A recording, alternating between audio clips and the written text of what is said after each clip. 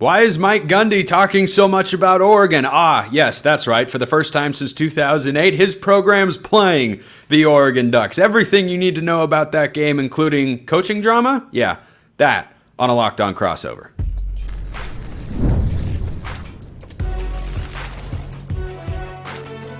You are Locked On College Crossover, part of the Locked On Podcast Network. Your team every day. Yes, it is that time once again for a crossover edition of Locked On Ducks. I'm Spencer McLaughlin, and Locked On Oklahoma State. He is Cody Stovall. We got him, boys! Oregon fans are going to understand that very much. Thank you all for making this your first listen or your first view of the day. It's part of the Locked On Podcast Network, your team every day, your number one source to stay up to date with the Ducks. If you listen to me, or the Cowboys, go Pokes. If you listen to Cody Stovall, that was a sarcastic go Pokes. I can't give you another one the rest of the day, but we're gonna get to everything that you could possibly want to know about this game, including the coaching drama, which we'll get to in a moment. First, this episode brought to you by Monarch Money. Take control of your finances with Monarch Money. Use the code LOCKEDONCollege at monarchmoney.com for 50% off your first year. Cody, Mike Gundy took to the podium. Ever the exciting post-game or pre-game press conference guy, because he's got one of the most famous press conference moments in the history of the sport. I mean, come after him. He's a man. He's 40. We've all seen it.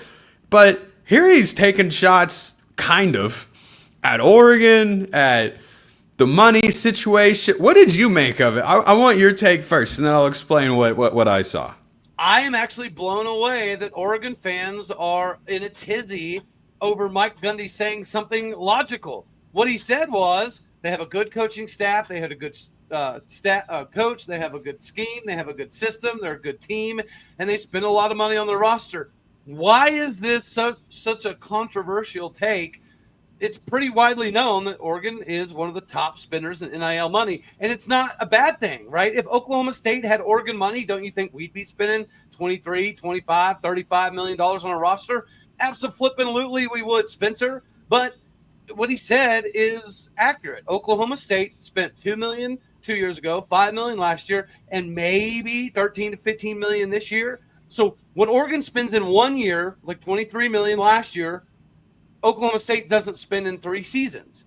Do we need to spend more? Yes, and I think that another part of this that's getting left behind a little bit, I think Gundy was kind of letting the fan base know that if we do get beat like a redheaded stepchild and drugged behind the shed to get taught a thing or seven, then we probably need to spend a little bit more in NIL. So I don't think it was a shot across the bow. I think it was a truthful comment. They have a lot of money. We don't have that. They're going to have a better roster. Let's see how the game goes. Yeah, Oregon's a big favorite here, 28.5 points, and Gundy said he doesn't pay attention to that, as no coach should, but that's what we're here for, frankly, to discuss such matters. That was a bigger point spread, even without Haas Haney at quarterback, unfortunately, because of injury, than I was anticipating. I think what maybe rubbed some Oregon fans the wrong way was throwing out the $40 million number. Like, where'd you get that from? Even what you mentioned, $23 million. I've heard it get speculated in that sort of range from a season ago. That's what the top schools in the country are all paying for their rosters. There aren't that many that can do it, and certainly Lanning is very appreciative of the fact he's at a place that he can do it. I thought his response was really good, but I think that's the part specifically is when these overinflated numbers get thrown out there, and for fans, I think that allows other fan bases to paint a perception of the program that isn't necessarily accurate, that they're just throwing money around and there's nothing else to it, and that is just blatantly false in a number of ways. That said, I've never been one to hide from the fact Oregon does have money. Yeah, Oregon does commit and try to win, and Lanning was grateful for that, or is grateful for that as well as he should be. But I'm actually going to start off agreeing with you here, Cody. I didn't think this was as much directed to be a shot at Oregon that was trying to get, maybe he did give Dan Lanning bulletin board material. We'll learn that on the Ducks versus them if Oregon winds up winning this game. But I listened to the comments and I thought that kind of sounds like a message to his fans, like what you're talking about, which is, hey, this is what they're doing over there. and they've got all this stuff, and yeah, we're not at that level, which should leave fans and donors in Stillwater thinking, oh, so we need to find some more if we want to be better. Like, Yeah. I thought it frankly was a little overblown. Yeah, I agree. And at the same point in time, where Mike Gundy got the $40 million figure, I don't flipping know. I do know that last year it was reported that Oregon spent around $23 million, so that's the figure that I decided to go off of. But at the same point in time, Mike Gundy has been around the game forever. You mentioned I'm a man, I'm 40. Well, he's almost 60 now. And I would assume that in that time, he's probably got some connections in the industry that can give him a little bit of info on what's happening in Eugene, Oregon. Is it quite 40 million? Probably not. Is it closer to 30 plus like Texas Tech is spending? Yeah, probably, which is still at least half of what Oklahoma State has the capability of spending, or at least has the willingness to spend. And Don't you mean double? I think that I'm sorry? Do you mean you said half? Like 30. Yeah, we only have half. Oh, okay. You phrased it as 30 is half of 13, roughly. Oh, and no, I was just double checking the math in real time. We may have spent 15, which is okay. half of what Oregon potentially has. And I think this will be one of those moments that we look back at the end of the season, or even after this game. If we do get absolutely decimated, then Mike Gundy is going to be able to look at this and be like, "Hey, boosters, with all due respect, I kind of let you know that this was a possibility." But here's where the bird in the hand conversation comes in. And this is almost unfortunate, because if Oklahoma State hangs with Oregon and say we lose by 3 or 7 or 10, then Mike Gundy can potentially go out there and say, listen, we're Oklahoma State. We can hang with a $30 million club with only spending $13 million. So I don't necessarily know which direction it's going to go, but I do think that it was a minor shot across the bow to give fans an expectation, but also get the donors to realize what you see on the field Saturday in Eugene, Oregon, that's what you got to spend if you want to get a roster like that. Is that what you're expecting as an Oklahoma State guy, that Oregon's just going to be able to out-talent them at every single position? There's no advantage. We're going to get into more of that on the show, but just, big picture at a glance. Do you go into this game feeling like, yeah, Oklahoma State should be a 20-plus point underdog with their backup quarterback?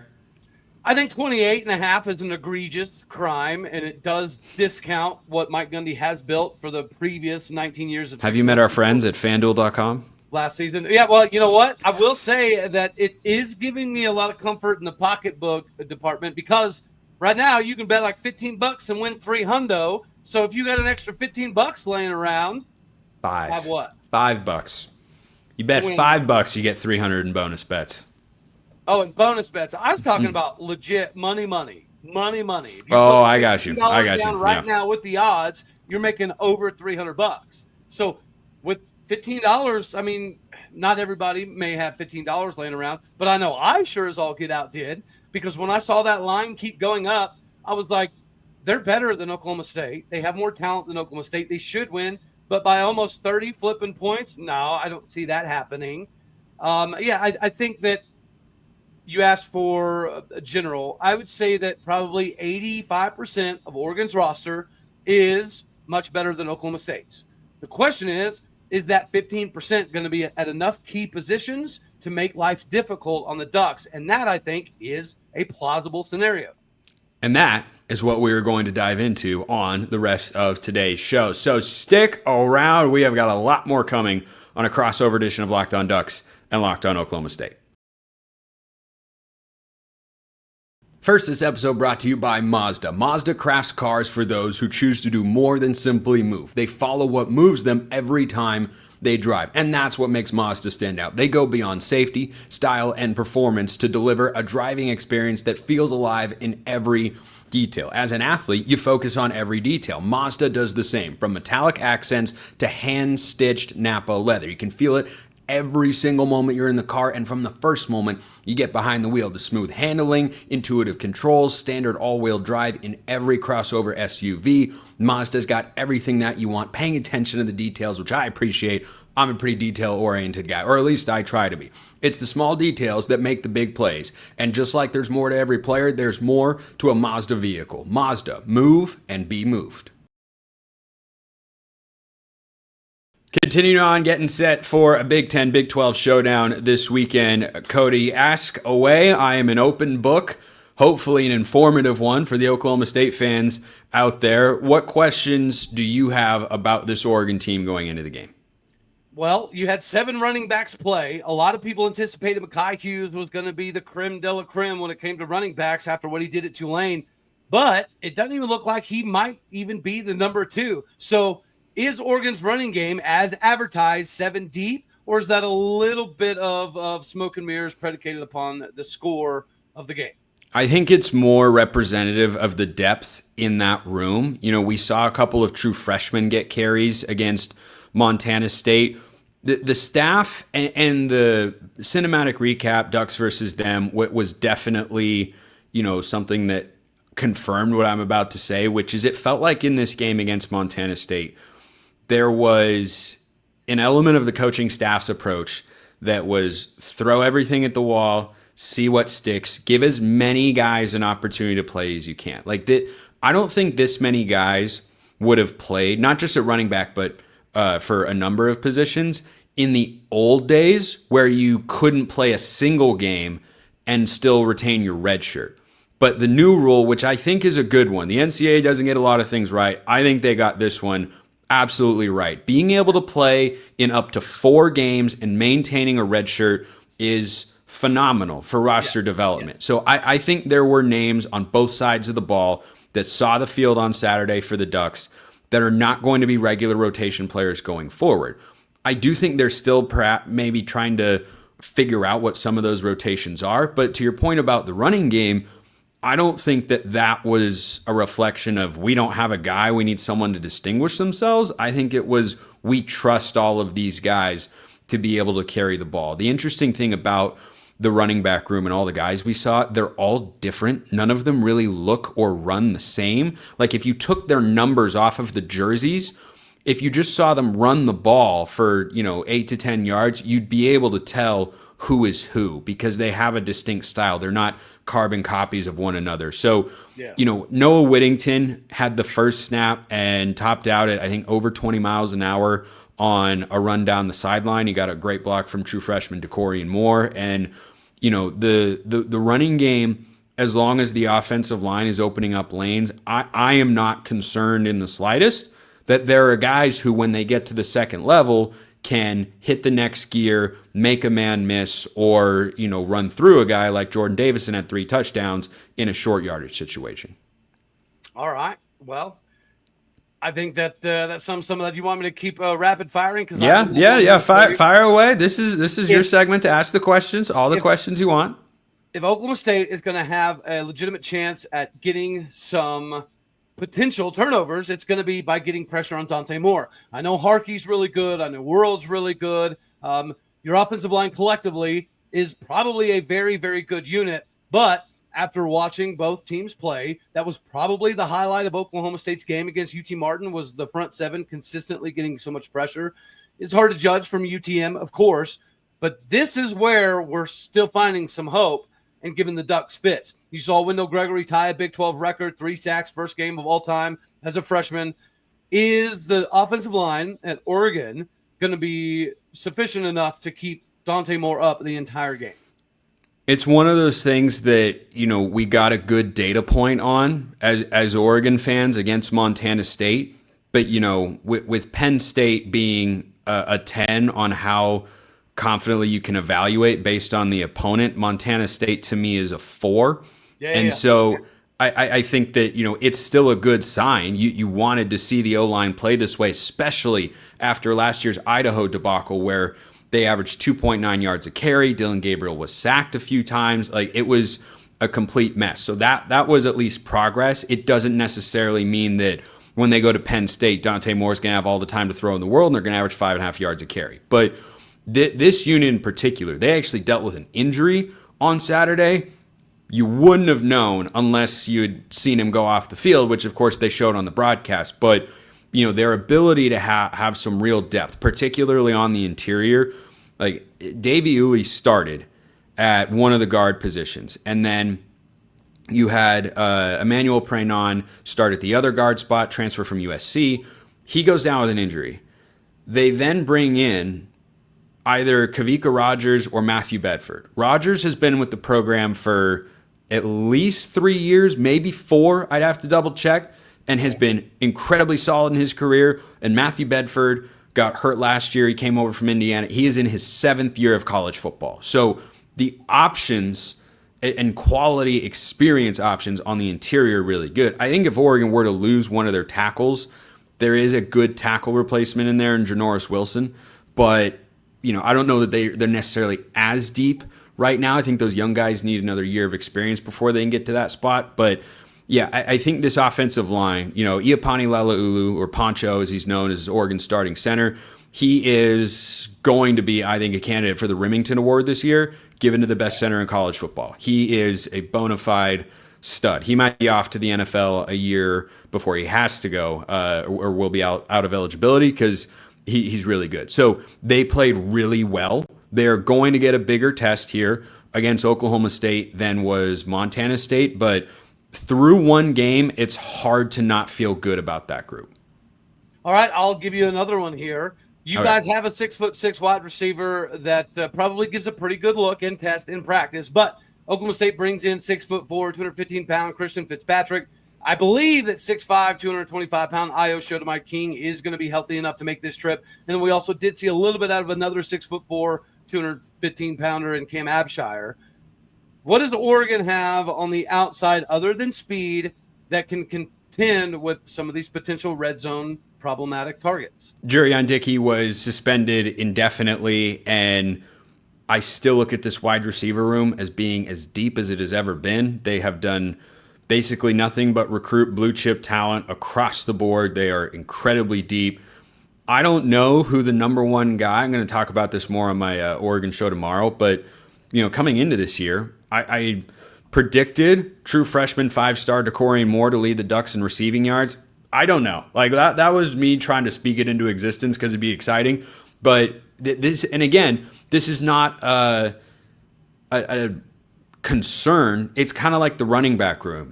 I don't know who's going to emerge, but I feel good about all of them. Like I look at this wide receiver room and say, man, you've got a lot of different body types, a lot of different skill sets, different levels of experience as well. And I think that for Dante Moore, when you also factor in Kenyon Sadiq at tight end, Sadiq the Freak they call him, you've got plenty of weapons across the board to be able to distribute. You just have to be able to make the good reads, which he did on Saturday, and we certainly want to see that again against a Power 4 opponent and have the time to throw, which again, he did on Saturday, and we'll see if the O-line can repeat that performance. So you think DeCorian Moore and Sadiq, essentially to go along with Kyler Casper, are what give the defense a good enough look to contend with the big body receivers that the Cowboys are likely to bring to the fold here? Yeah, I think Casper is, kind of a niche role guy. Or Gary Bryant Jr. is the name, and Malik Benson, based on last week, are names that I think Oklahoma State fans should know on the perimeter. Benson had a really good game. He's another experienced guy who hasn't found his footing at the Power 4 level. He was a wide receiver in Florida State's offense last year. Yikes. Yikes.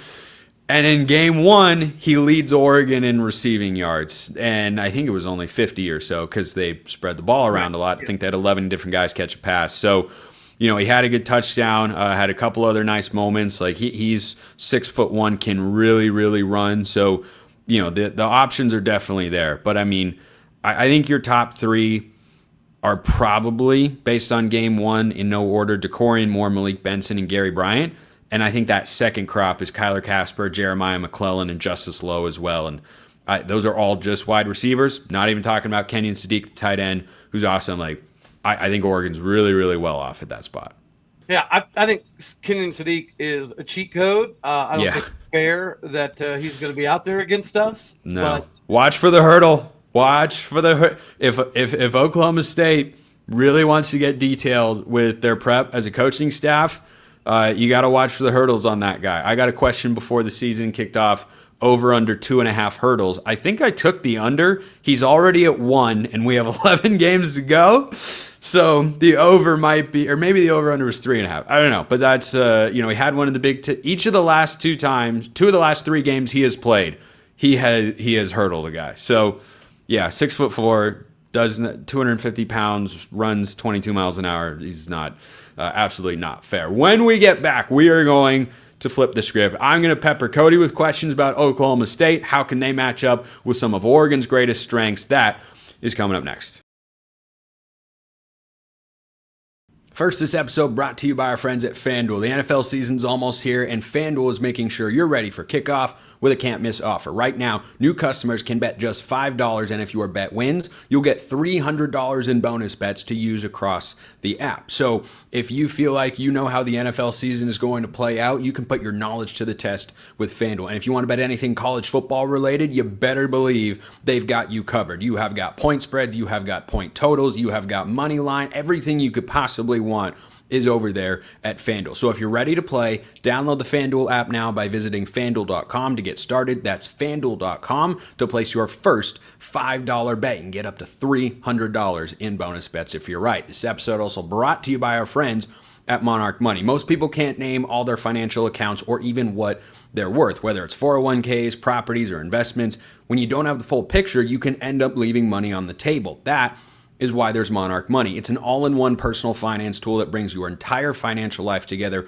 in one clean, easy-to-use interface on your laptop or your phone. Monarch is built for people with busy lives. If you've put off organizing your finances, Monarch is for you. Monarch does the heavy lifting for you. You can link all your accounts in minutes, see clear data visuals, get smart categorization of your spending, and finally feel in control of your money without ever touching a spreadsheet. So if you've had that one financial goal you've wanted to reach for a while, Monarch is here to help you get there. Don't let financial opportunity slip through the cracks. Use the code LOCKEDONCollege at monarchmoney.com in your browser for half off your first year. That's 50% off your first year at monarchmoney.com with the code LOCKEDONCollege. So Cody, now I want to ask you some questions about Oklahoma State, and I want to start with the offensive line because this is an Oregon front four that coming into the year, I felt was the best position group on the team. They looked like that on Saturday against Montana State. The O-line was great too, but that defensive line led by Mateo Uiagalelei and Amari Washington, who could both be early round NFL draft picks after this season, those are just the top 2 guys, I think, on this front. But that doesn't count Tatum Tuioti. That doesn't count Bear Alexander. That doesn't count Aiden Breland, Ashton Porter, Terrence Green. Those are depth pieces, but really quality ones. You've got to be able to block Amari Washington and Mateo Uiagalelei, or you're going to have a very long day. How confident are you in this Cowboys offensive line? I mean, not super confident, but I think we're going to have to do some pretty cute stuff. We're going to have to do some things offensively that are FCS-esque, right? We're going to have to do some double reverse, statue. We talked about this a little bit last time. I don't think we're going to be able to line up hat on hat, body on body, and get the best out of the Oregon defensive line. And that specific spot is the biggest concern. Everybody knew about Mateo, but dude, Washington, that guy's a problem. And even more so problematic for us is our starting center, Kason Carpenter. He is out for Oregon. So we're going to have to slide over the backup right tackle to play center and now be the guy that's going to help diagnose the defenses for the quarterback, who's also, by the way, making his first career start in Eugene, Oregon. The offensive line, in conjunction with what Zane is going to have to deal with without having his starter center to help call out the isolations and the blitzes and the stunts and the twists, yeah, it's going to be hard. It's going to be a difficult task. It's funny, man, that this is where we are because I sent you a message and said, hey, man, you should have me on again. I'm going to backtrack a little bit on some of the braggadociousness of my Cowboys being so good, but you had to hit the sore spot here. Yeah, our O-line they didn't look great against UTM. It wasn't as bad as it looked live. I went back and rewatched the game. We did open holes, but our running back and Zane Flores did not touch them. They kept trying to bounce the ball outside for whatever ungodly reason. And so that gives me a little sliver of hope that the O-line did do their job to some degree. But against a bunch of NFL dudes up front, I think the objective ought to be, Can we throw the ball in under 2.2 seconds? That should be the objective here. Get it out of the Zane's hand fast so the D-line doesn't even have a chance to make it a disaster. Yeah, another comment we didn't get to earlier in the show, talking about Mike Gundy and what he said going into this game. He was asked about the environment, and it's going to be, remind me Oklahoma State starter's name this week. For QB, Zane Flores. Yeah, Zane Flores. Like, he was asked about that and said, I don't think the environment's going to affect him a whole lot. Again, I don't think that was Mike Gundy saying Autzen Stadium isn't loud. I think he just is expressing confidence in his guy that, yeah, a loud environment is not going to, affect him in a major way. Now, he might still wind up being wrong in that regard. And if Oklahoma State has 5 pre-snap penalties that come back to not being on the same page, or if the ball gets snapped when it's not supposed to, then yeah, that take will definitely look like an L. But again, that was one that I saw some Oregon fans, I think, interpreting online as like, oh my gosh, taking a shot at Autzen. Like, no, I think he's just confident in his guy. But Haas Haney wins the starting job, gets injured in week 1. That sucks. Like, that is the worst when if you think we're excited for the season, which we are, because content is more fun when the season's going on, players are working 10 times as hard, maybe more. Yeah. They're ready to go, and then getting hurt. Like, that stinks. But talk about what you've got with Zane Flores at quarterback and what Oklahoma State needs from him to, at least hang around with Oregon in this one. Well, and it's not even just that he got hurt. It's that he was balling the flip out before he got hurt, right? So he gave us a little dose of, holy crap, we got a guy again. Holy crap, we might actually be able to give Oregon a run for their money. And then he breaks a bone in his foot, the 3rd series of the game. Enter Zane Flores. Now, I will say the Zane Flores has been a big deal. He's been the heir apparent, the next guy to take over for Spitzer Sanders for a long time. Nebraska Player of the Year, still holds the all-time passing state record in Nebraska. Somebody that Matt Rule came in as soon as he got the job and said, that's my number 1 target. We still were able to hold on to him. Then that's one of the reasons you saw Garrett Rangel get in the portal. You saw Milo Wake-Smith, 2 quarterbacks that both played last year for the Cowboys. It was because the upside of Zane Flores was so good that we would rather get rid of quarterbacks that we knew could run the system and go with the guy with the highest upside. So that is the common consensus. Zane Flores has top-notch upside. Is he ready to display it yet? I guess we're about to find out. But I think if he would have been the guy to lead the charge, he probably would have won the job in fall, right? So, again, there's no disillusionment here with what we have at quarterback. Zane is a better passer than Haas. That is the one thing that we do know. So if he has enough time in the pocket, he should be able to make some things happen. The question is he going to have that time? I'm also bummed because Haas Haney is a top 10 name in college football. Man, it's just incredibly. The Haas Express was really fun, and it rolled off the tongue very naturally. Yeah. That is an unfortunate set of circumstances, to be sure. I'm going to hold off on my prediction until later in the week and entice my Locked On Ducks fans to come back later. Locked On Cowboys fans, you can catch my prediction later in the week on probably Friday's show, Friday's episode of Locked On Ducks, wherever you're listening to this podcast right now. But Cody, you're speaking of the Oregon faithful here. If you would like to let them know what your prediction is here, the line, according to our friends at FanDuel at the time of this recording, is Oregon minus 28.5 big ones. Your score prediction, sir? 34-21, the whiny, cry, pouty, butthurt Oregon Ducks. Oh, boy. You're just trying to make friends in Eugene, aren't you, Cody? No. So, again, I text you. I asked for this, but remember I said, hey, man, listen, I read some of the comments of my last appearance on your show, and maybe I need to, adjust some things.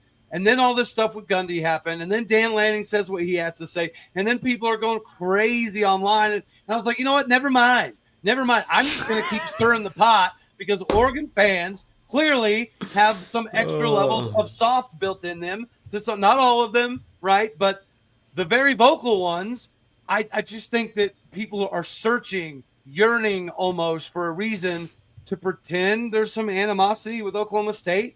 And evidently they seemingly found it. And then they decided to start bashing Oklahoma State repeatedly over the last 24 hours. We played Arkansas last year, and I thought SEC fans were wild. Oregon fans are taking this thing to a completely different level. I find it kind of wild. So, yeah, I texted you and said, hey, man, let me get back on your show just to make sure I didn't say anything too crazy. And then between that text and this time, I was like, you know what? Never mind. Screw all this business. I'm all about it. Oh, man. Just in case you think we're lacking for pettiness at the Locked On Network. Cody Stovall, Locked On Oklahoma State. I'm Spencer McLaughlin, Locked On Ducks. We'll see you next time. And until then, hope you all have a wonderful rest of your day.